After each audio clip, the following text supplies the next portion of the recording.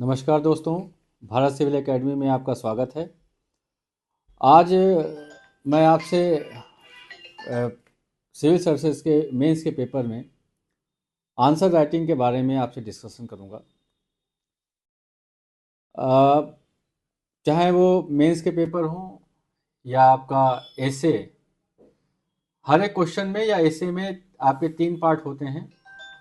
एक आपका body part, एक आपका स्टार्टिंग जिसको इंट्रोडक्शन कहते हैं, देन मेन बॉडी पार्ट और आपका देन कंक्लूजन। आंस क्वेश्चंस कई लैंग्वेज में हो सकते हैं, जिसका टेल वर्ड ये हो सकता है कि एग्जामिन, क्रिटिकली एग्जामिन या इलाबरेट। किसी क्वेश्चन में डिस्कस लिखा हो सकता है, किसी में एनालाइज लिखा रहता है, किसी में आपका जो है इलुसिडेट लिखा रहता है, किसी में आपको एक्सप्लेन लिखा रहता है, किसी में आपको डिस्क्राइब लिखा रहता है। तो ये कुछ वर्ड्स हैं जो प्रीफिक्स या सफिक्स के रूप में रहते हैं, और इसी के अकॉर्डिंगली आपका जो है आंसर का थोड़ा थोड़ा फॉर्मेट बदलता है, थोड़ा थोड़ा। फॉर एग्जांपल, अगर कोई कहता है कि एग्जामिन करने को कि भारत की स्वतंत्रता संग्राम आंदोलन की महत्वपूर्ण घटनाओं को आप एग्जामिन करिए, एक ही क्वेश्चन बन गया। दूसरा, क्रिटिकली एग्जामिन करिए। तीसरा, इलाबोरेट करिए, मतलब चर्चा करिए विस्तृत रूप से, डिस्कस करिए, चर्चा करिए। एनालाइज मतलब उसका विश्लेषण करिए। तो इस तरीके के कई की वर्ड्स होते हैं जिसके आधार पे आपके थोड़े बहुत आंसर्स बदलते हैं। ये जो आंसर का फॉर्मेट बदलेगा, ये आपका मेन जो बॉडी पार्ट है उसमें बदलेगा। आपका इंट्रोडक्शन एक ही जैसा रहता है। कंक्लूजन हमेशा, चाहे आपसे कितना भी क्रिटिकली या निगेटिव वे में कोई बात पूछी जा रही है, कंक्लूजन हमेशा आपका पॉजिटिव रहेगा और सजेस्टिव रहेगा। क्योंकि जब आपका कंक्लूजन आप लिख रहे होते हैं, तो आप एक सिर्फ स्टूडेंट के रूप में वो आंसर नहीं लिख रहे हैं, आप एक फ्यूचर ब्यूरोक्रेट के फॉर्म में वो आंसर लिख रहे हैं। आप एक फ्यूचर आईएएस आईपीएस या जो अदर सर्विसेज हैं उसके टॉप ऑफिशियल के रूप में वो आंसर लिख रहे हैं। तो उन आंसर्स में आपसे वो एक पॉजिटिव एटीट्यूड देखना चाहते हैं एग्जामिनर जो है, और एक सजेशन कि आप एज अ फ्यूचर ब्यूरोक्रेट उसको कैसे आप उसमें कोई एक सजेशन दे सकते हैं। फॉर एग्जांपल, अगर पॉवर्टी की बात करें या अनएम्प्लॉयमेंट की बात करें या इन्फ्लेशन की बात करें, उस पर आप आंसर लिख रहे हैं, तो आप ये नहीं कि हताश होकर लिख दिए कि नहीं भाई अब तो महंगाई ऐसी है और इसको नहीं रोका जा सकता है और इससे बहुत सारी नेगेटिव। ठीक है, वो सारी चीज़ें आपको गवर्नमेंट को क्रिटिसाइज करना है या उसकी स्कीम्स को क्रिटिसाइज करना है, जो कुछ कहना है लिखना है आप मेन बॉडी पार्ट में लिख सकते हैं। बट आपका जो कंक्लूजन रहेगा वो पॉजिटिव नोट पर एंड होना चाहिए, और कोशिश होना चाहिए कि कोई आप उसमें सजेशन दे सके कि हाँ, इन्फ्लेशन की जो को कम करने के लिए जो अब तक की मेजर्स उठाए गए हैं, जो उपाय उठाए गए हैं, वो ठीक थे, उनमें कुछ कमियां थी। अगर ये चैलेंजेस टैकल कर लिए जाएं तो ये उपाय और बेहतर परिणाम दे सकते हैं। तो ये आपका कंक्लूजन होना चाहिए। इंट्रोडक्शन इस प्रकार से होना चाहिए कि आप उस क्वेश्चन को कितना बेहतर ढंग से समझे हैं, ये बात आपके इंट्रोडक्शन में ही समझ में आ जाती है एग्जामिनर को। आप इंट्रोडक्शन इस तरीके से लिखें कि एग्जामिनर को ये फील हो जाए कि आपने क्वेश्चन में क्या पूछा हुआ ये समझ लिया है। तो उसका आपने समझ लीजिए कि आधा पेन खत्म कर दिया। आप जितना कम पेन एग्जामिनर को देंगे उतना ही बेहतर मार्क्स आपको मिलेगा। तो इंट्रोडक्शन आपका ऐसा होना चाहिए जो ये एक्सप्लेन कर सके कि आपने पूछे गए क्वेश्चन को भली भांति समझ लिया है और आप उसी के अकॉर्डिंगली अपना आंसर लिखने जा रहे हैं। क्रिटिकली जब शब्द आता है तो इसका मतलब यह है कि आप क्रिटिक हैं, आलोचक हैं। जो चीज पूछी जा रही है उसको आप, जो बॉडी पार्ट है उसकी, उसमें ज्यादा आप निगेटिव चीजें लिखेंगे, पॉजिटिव कम चीज लिखेंगे। बट अगेन कंक्लूजन हमेशा ऑलवेज एंड ऑलवेज पॉजिटिव ही रहेगा। ये मेरे आप ध्यान रखिए। आपको जो भी आलोचना करनी है, निगेटिव बातें लिखनी है योजना के बारे में, गवर्नमेंट की स्कीम के बारे में, गवर्नमेंट के एफर्ट के बारे में, जो भी आपको निगेटिव कमेंट करना है वो बॉडी पार्ट में करिए। बट जब आप कंक्लूजन लिखें तो ऑलवेज पॉजिटिव नोट पर ही एंड करें। कमियां लाखों हैं, बट उनको दूर करने के उपाय हैं।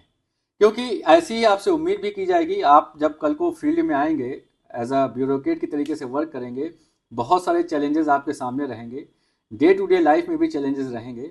बट ऐसा नहीं कि उस चैलेंजेस से आप हताश हो जाएं और निराश हो जाएं। आपको हर चैलेंज में कोई ना कोई एक पॉजिटिव एस्पेक्ट ढूंढना है, खुद को मोटिवेट करना है, और अपने जो सबॉर्डिनेट हैं उनको भी मोटिवेट करते रहना है। क्योंकि जब हम बहुत बड़ी आबादी के लिए, एक सोशलिस्ट कंट्री के लिए, जो समाजवादी कंट्री है, उसके लिए काम करते हैं, एक वेलफेयरिस्टिक कंट्री के लिए काम करते हैं, तो कई सारी एक्सपेक्टेशन आपसे लोगों को रहेंगी। कुछ एक्सपेक्टेशन आप पूरी कर पाएंगे, कुछ नहीं कर पाएंगे। तो लगातार अपने आप के मोटिवेशन को बनाए रखना, अपने सबॉर्डिनेट के मोटिवेशन को बनाए रखना, जो गवर्नमेंट ने डिसीजन लिए हैं उनको इम्प्लीमेंट करना, उनमें जो इम्प्लीमेंटेशन के दौरान जो कमियां हैं, जो खामियां हैं, उनको हाईलाइट करते हुए उनको कैसे दूर किया जा सकता है, ये आपसे एक एक्सपेक्टेशन रहती है एक फ्यूचर ब्यूरोक्रेट्स के रूप में। और वही एक्सपेक्टेशन आपके आंसर जब आप लिख रहे हैं तो वो की जाती है। एक बात ध्यान रखिएगा, जब आप लोग कॉलेज में होते हैं, जब आप यूजी और पीजी कर रहे होते हैं, और जो वहाँ के एग्ज़ाम में आप आंसर लिखते हैं, तो वहाँ के जो एग्ज़ामिनर होते हैं और जो आपके ये कॉम्पिटिटिव एग्ज़ाम के एग्ज़ामिनर होते हैं, तो दोनों की कॉपी चेकिंग का पर्पस बहुत दूसरा होता है। जब आप कॉलेज के, यूनिवर्सिटीज़ के पेपर चेक किए जाते हैं, तो एग्ज़ामिनर की कोशिश होती है कि इनको कैसे पास किया जाए, एक लिबरल व्यू रहता है।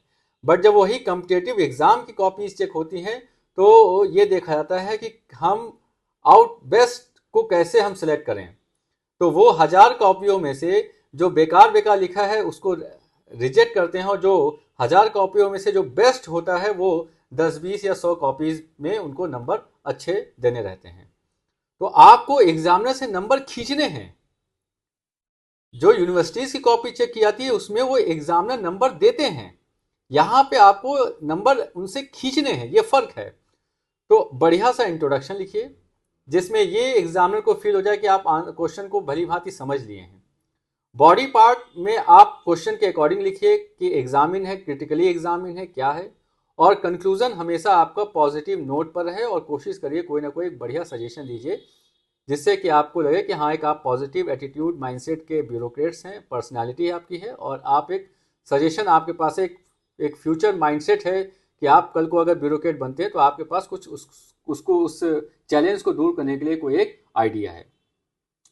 दूसरी बात, ये रंग बिरंगे पेन का यूज़ मत करिए, जैसा कि हम लोग यूनिवर्सिटीज़ या कॉलेज के टाइम पे करते हैं कि हाइलाइटर का भी यूज़ कर रहे हैं और कई सारे स्केच पेन का भी यूज़ कर रहे हैं। अब आप एक सीरियस कैंडिडेट हैं, अगेन अब आपको अपनी तरीके, एक ब्यूरोक्रेट की तरीके से अपने आप को बिहेव करिए। एक सिंगल पेन यूज़ करिए, बहुत आपको लगता है तो आप एक छोटा सा अंडरलाइन करने के लिए, और वो भी ऐसा नहीं कि हर एक लाइन को अंडरलाइन किए पड़े हैं, 10-20 लाइनों में हो सकता है केवल एक ऐसा कीवर्ड हो जिसको आपको अंडरलाइन करना पड़े, तो आप ब्लैक पेन से कर सकते हैं। बट आप एक ही पेन का यूज़ करें, फ्लो चार्ट का यूज़ करें, क्योंकि फ्लो चार्ट में आप जितनी भी चीज़ें लिखते हैं वो आपकी एग्जामिनर को दूर से दिखती भी हैं, समझ में भी आता है, और उसको चीज़ें कम पढ़नी पड़ती हैं। मैं अगेन एंड अगेन रिपीट कर रहा हूँ, एग्जामिनर का काम आप जितना आसान करेंगे, सोचिए वो 60+ होते हैं जितने भी प्रोफेसर्स होते हैं जो आपकी कॉपी चेक करते हैं, सुबह से शाम तक उनको चेक करना रहता है। तो आप खुद एक एग्जामिनर के फॉर्म में सोचिएगा, खुद को रखिएगा कि आपके सामने एक ऐसी कॉपी आती है जो आपको कम प्रेशर देती है, कम आपसे मेहनत कराती है, तो आप उसको अच्छा नंबर देंगे। तो फ्लो चार्ट में चीज़ें लिखिए, डायग्राम के फॉर्म में लिखिए। तो इससे क्या होता है कि आपकी कई सारी चीज़ें जो हैं वो कम शब्दों में और कम टाइम में कवर भी हो जाती हैं, और एग्जामिनर को भी आसानी रहती है आपकी कॉपी चेक करने में। तो introduction, body part and conclusion, ये तीनों में आपको मैंने बताया कैसे अपने आप को बैलेंस रखना है। दूसरा मैंने बताया कि कई सारे पेन का यूज़ मत करिए, एक पेन का यूज़ करिए। तीसरा मैंने बताया कि फ्लो चार्ट या डायग्राम का यूज़ करिए।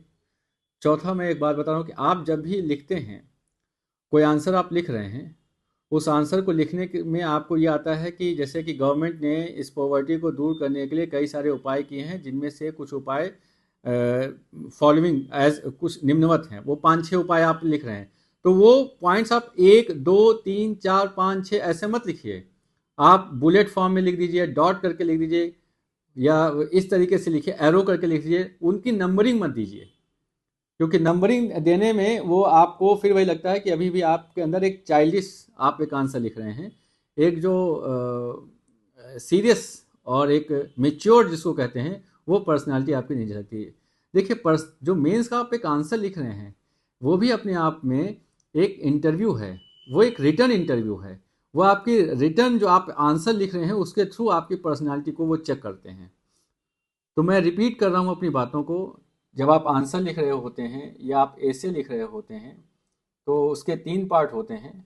आंसर किसी फॉर्मेट, क्वेश्चन किसी फॉर्मेट में हो सकता है, मैंने कहा एग्जामिन लिखा हो सकता है, क्रिटिकली एग्जामिन लिखा हो सकता है, इलाबोरेट लिखा हो सकता है, डिस्कस लिखा हो सकता है, एनालाइज किया लिखा हो सकता है, इल्यूसिडेट लिखा हो सकता है, डिस्क्राइब लिखा हो सकता है, डिफाइन लिखा हो सकता है, डिस्क्राइब लिखा हो सकता है। इन सभी में मोटी मोटी बातें एक जैसी रहती हैं। जहां जहां आपका क्रिटिकली एग्जामिन लिखा रहता है या क्रिटिकली एनालाइज लिखा है, क्रिटिकली इल्यूसिडेट, जहां टर्म क्रिटिकली है, वहां पे आपको जो बॉडी पार्ट है वहां पे आपको कुछ निगेटिव पॉइंट्स भी या कुछ जो कमियां हैं उसको आपको इंगित करना है। बट उन कमियों को इंगित करने के बावजूद जब आप कंक्लूजन लिखेंगे तो हमेशा आपका पॉजिटिव और कुछ ना कुछ सजेशन देता हुआ होना चाहिए। और इसके साथ जो मैंने कुछ और अन्य बातें बताई हैं कि आप डिफरेंट पेन्स का यूज़ मत करिए, आप बुलेट फॉर्म, एरो फॉर्म इस तरीके का यूज़ करिए, डायग्राम का यूज़ कर सकते हैं, फ्लो चार्ट का यूज़ करिए, बट कोई भी बहुत एक्सेस नहीं होना चाहिए कि बहुत ज़्यादा पता चला कि हर एक क्वेश्चन आंसर में आप flow chart flow chart flow chart. कोई भी चीज़ एक्सेस हमेशा ही खराब होती है, तो जीवन का सिद्धांत है एक्सेस हर चीज़ का खराब होता है। आपका आंसर, आपकी कॉपी ओवरऑल बैलेंस होनी चाहिए, तभी आप जो 1000 2000 की कॉपीज चेक की जा रही है उसमें से आप एक डिफरेंट कॉपी आपको लगेगी, आप एक डिफरेंट पर्सनालिटी आपकी रिफ्लेक्ट होगी और आपको एक बेहतर नंबर मिलेंगे, जिसके जो कि आपके सिलेक्शन के लिए बहुत ही इंपॉर्टेंट है। तो ये मोटी मोटी बातें हो गई कि आप आंसर कैसे लिखें। बाकी इसके अलावा भी आपको कुछ डाउट्स होता है कि हम बेहतर आंसर कैसे लिख सकते हैं, तो आप कमेंट बॉक्स में जाके आप क्वेरी डाल सकते हैं और मैं उसका रिप्लाई करूंगा। आज के वीडियो में सिर्फ इतना ही। आपको मेरी बहुत बहुत शुभकामनाएं एक बेहतर तैयारी के लिए। जय हिंद, जय भारत।